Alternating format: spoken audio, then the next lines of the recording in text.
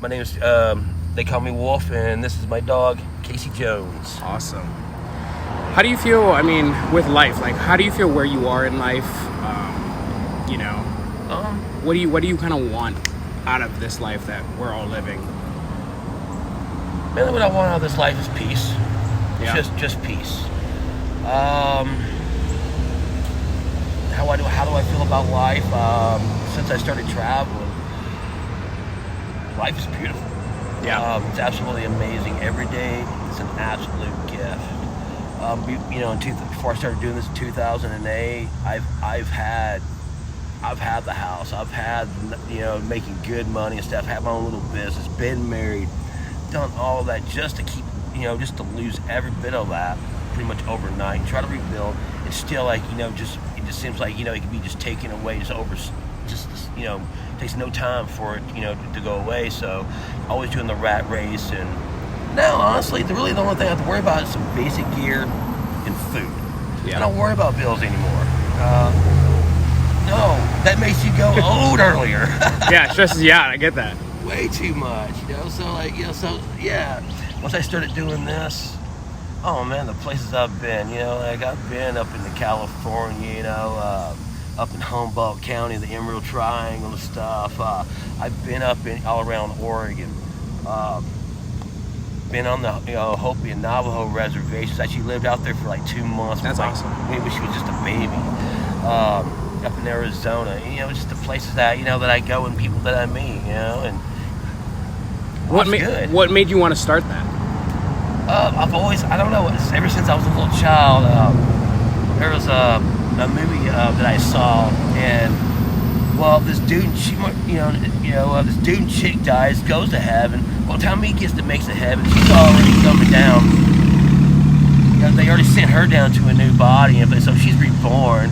And he was like, because he loved her so much, so he jumped down, and they had completely two different lives. She was a little rich girl and this and that. He ended up growing up really poor in an abusive home, learned how to play the trumpet, and just hitchhiked across the country, and then he finds her that way, So I'm like, and plus two, I remember, I think I was 7 or 8. Me and my grandparents were watching the news, and there was homeless people that were dying from exposure out there.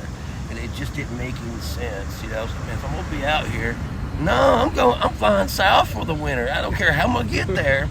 I'm not doing that, Yeah. So, yeah. What brings you to Florida? Just Florida. Okay. Florida was the very first state I ever actually moved to outside of Tennessee. Me and my girlfriend, we were just like, what, screw it. We just literally loaded some stuff in the car, had a few bucks on us, and we're just like, what, Florida. We want to go to the beach, and the first place that hires us, we're in Daytona, and at Waffle House, and that was the first place that hired us immediately, because we already had years of experience anyway. So basically that's what brought me to Florida and why I keep coming back, and Florida's always a new experience every time I come back. That's true. It's consistently changing and different. And a lot of different, very diverse in the population down here. You have people from all different walks of life, skin colors, cultures, people from all around this country. You got country folk, you got city folk, you got we don't know folk. Florida, it's like if you know where to look in Florida, Florida's got some trees. And those trees are pretty amazing. You just got to know where to go and where to look. No, that's true, 100%. Yeah. Trying to just think of some stuff.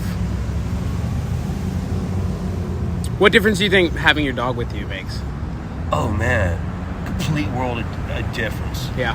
I've had a few dogs out. I just never. They were always grown dogs that I've rescued, and there was just certain quirks with them. Like I had a male Alaskan Husky, but he did not do his work.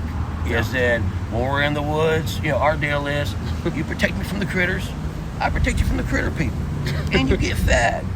So she has to have a function. She has to be able to let me know. If I don't see or hear it, then she goes on point.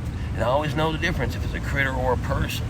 That may come in the woods, or we may be just sitting right over there, hanging out right there. But if we're just being by ourselves or whatever, no, she will let people know. Kick rocks. But really outside of that,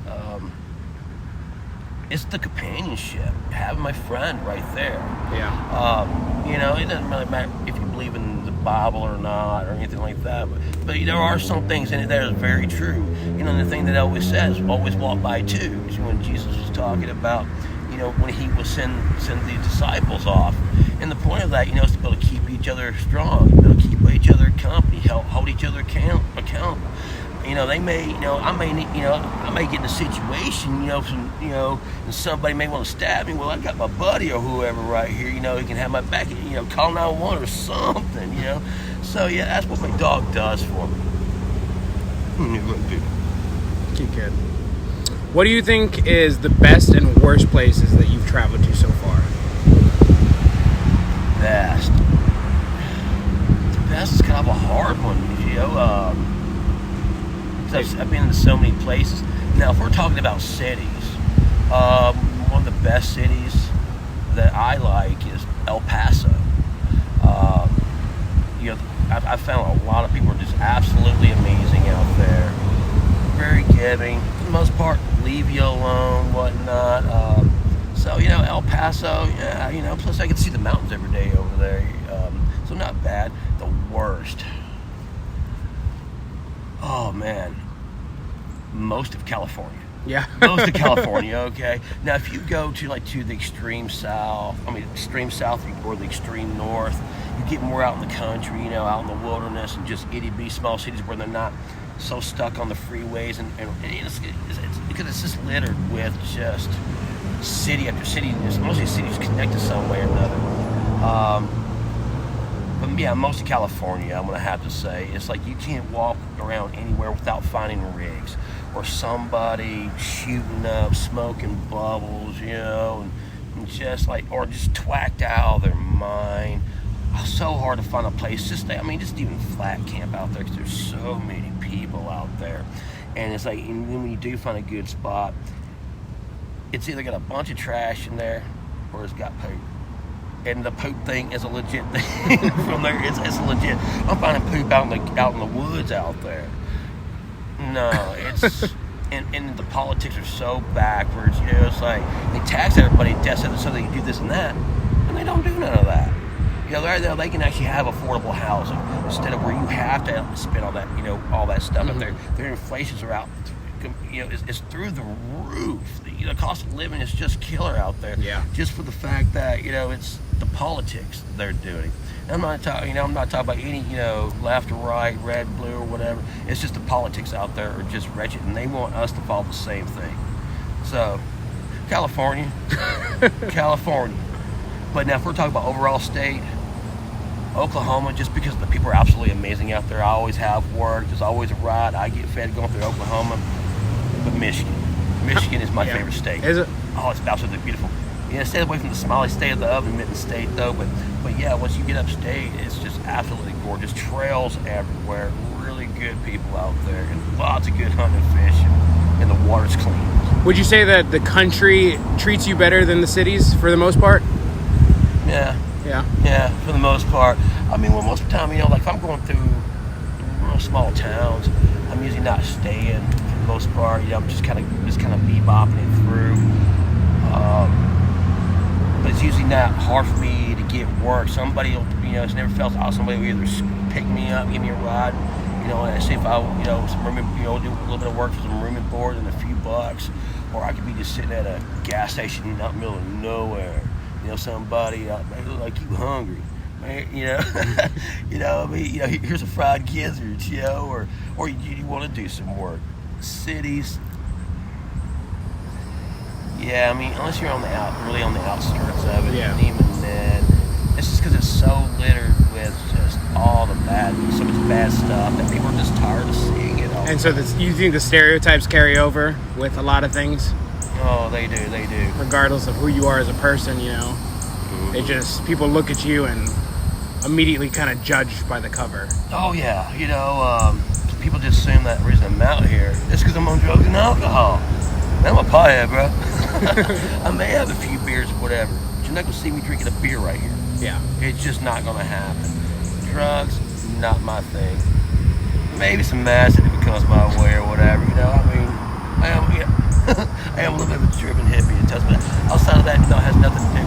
I even worry about, so if I go inside and go buy me, just an energy drink, a Monster, or a Nas, or I'll just get just a canned soda. When I'm sitting there drinking it, I'm wondering what people think, and they probably think I'm drinking a beer. Oh yeah. Cops will even has even just straight looked at me and just checking out to see what I got. And I'm like, man, I'm not drinking a beer. So yeah, some of that, but at the same time, so because of what people have done, it has carried on. In a way, just kind of like if you look at the black community, for example, mostly what you see and what you hear on media and all that, and stereotypes, is the bad stuff. And then it's like the community I'm in.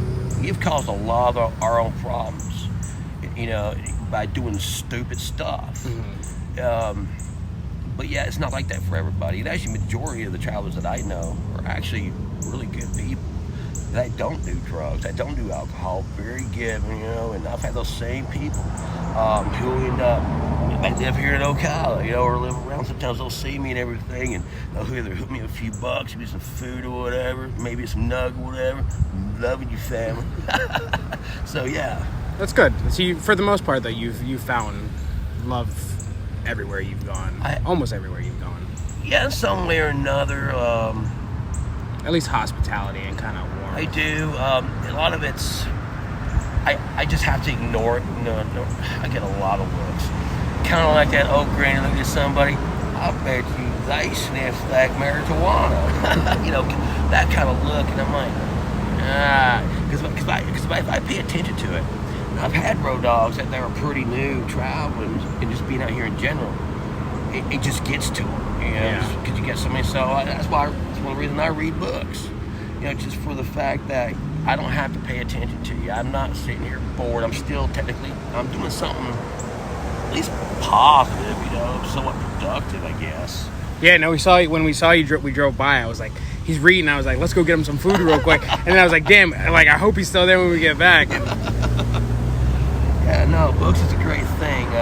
Sometimes I'll be on the Wi-Fi, like where I camp out at. I got Wi-Fi in the woods, ain't that bad. But yeah, in general, I'm always in just reading a book, minding my own business. And that's one of the ways to survive out here is Ocala. They are not a big fan of people like me. Yeah. Because of you've seen it downtown. It's like drugs everywhere. People whacked out their brains. You got people that's just sleeping right out in public and stuff, making a big mess, throwing trash around, stuff. If you just kind of picked up a little bit and not doing that. If you want to drink, go somewhere else. Not right there where families, children, walk through. So that's what they really see. And a lot of the travelers that comes over here to Ocala gathering.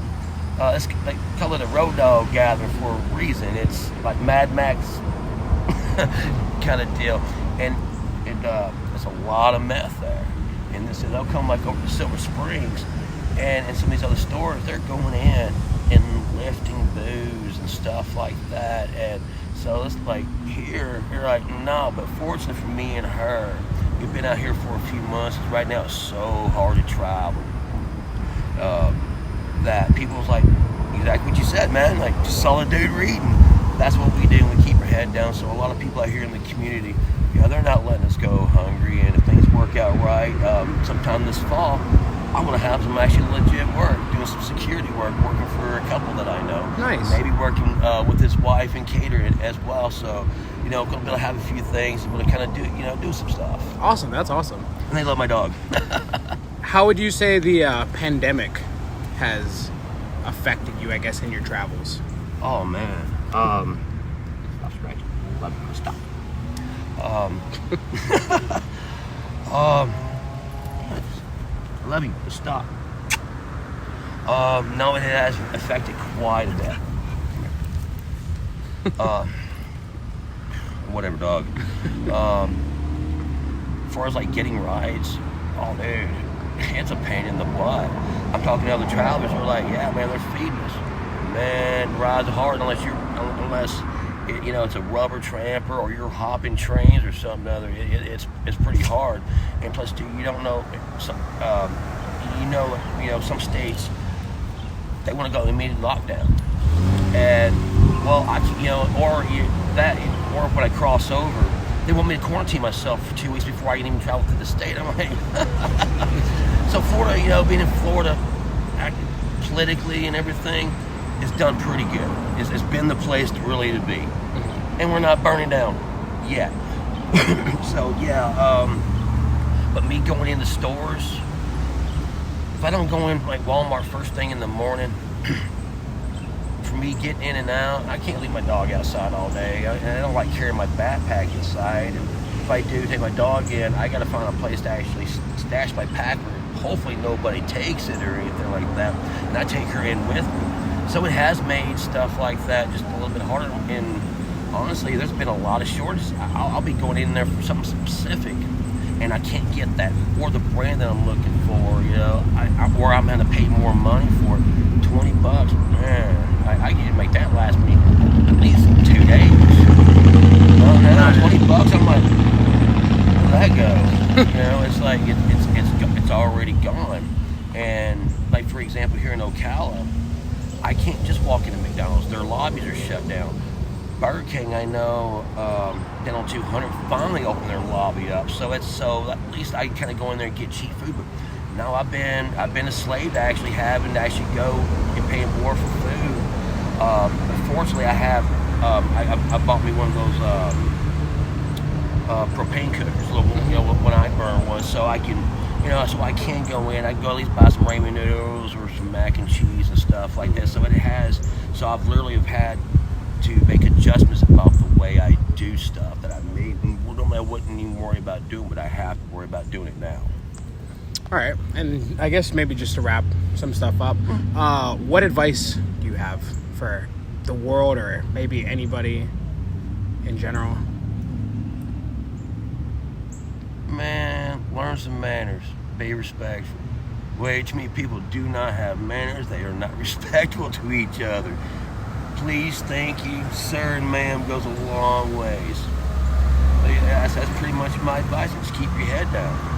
Why do you think we're here in the grand scheme of things? Oh, like in the universe. In the universe, yeah. It's a fun question. I like to ask. Oh man, this is like something I've kind of thought about. Oh, I sit. Thought about. Yeah, I sit all day thinking about. I told you I want to be a writer. I mean, my mind flows in that direction. Yeah, I've always wanted to co-write with someone.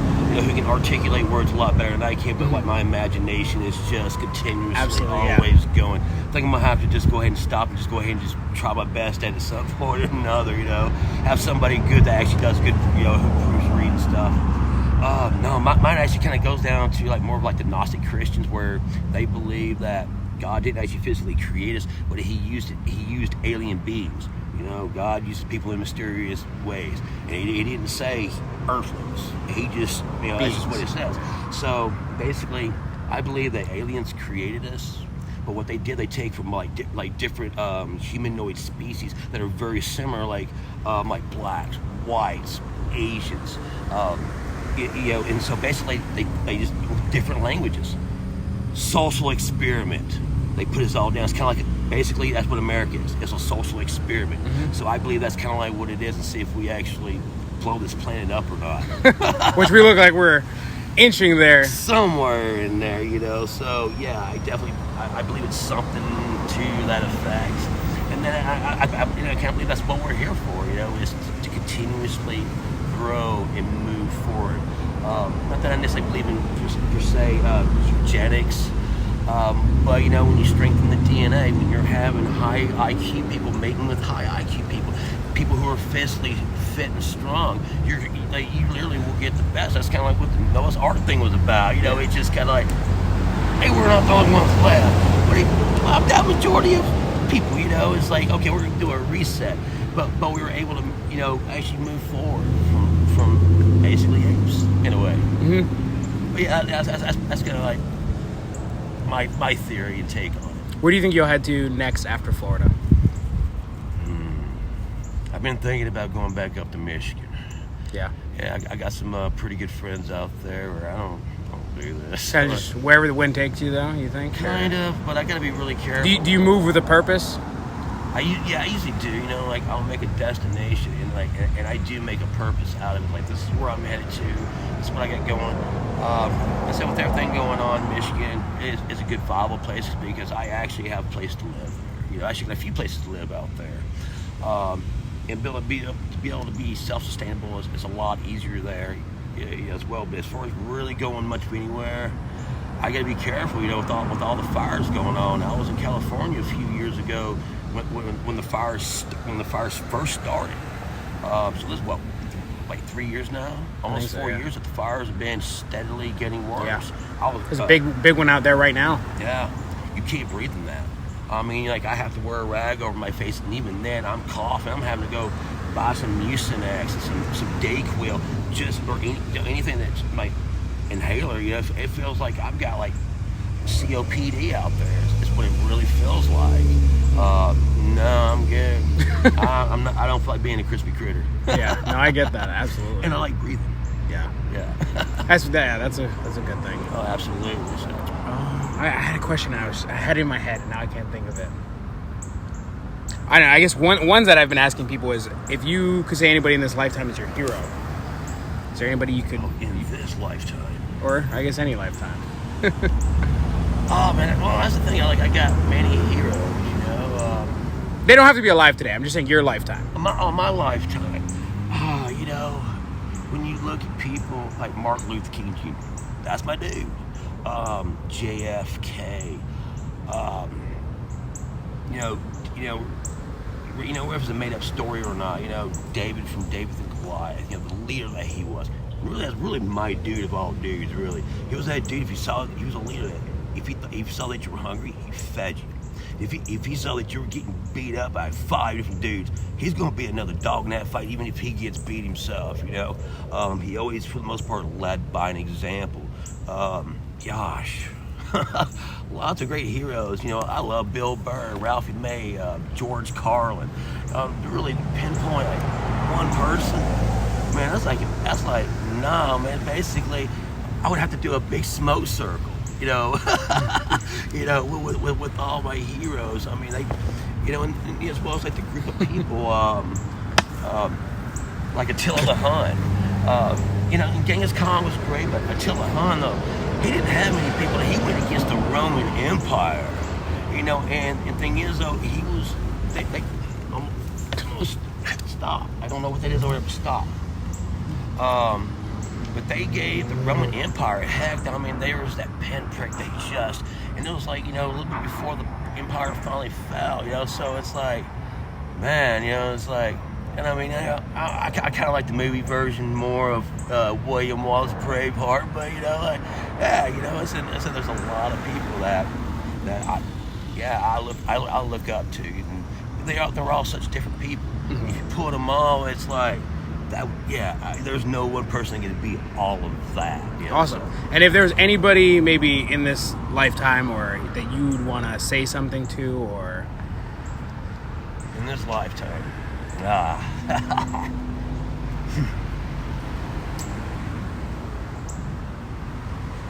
only thing, you know, man, that's a loaded one. Like any one person or anybody you might have in mind, or I mean, definitely, you know, for my kids, you know, live well and prosper. Don't be me. Don't do the things that I've done, you know. Think for yourself. I guess it's more just a message for the world, you know. I don't know. It's one person. You know what? I do got that one person. That's my granddad. Haven't spoke to him in almost 14 years. That dude was my hero. Taught me how to hunt fish. You know, I just want to give him a big hug and tell him I love him. Awesome. Yeah. Awesome. Thank you. That's all I got.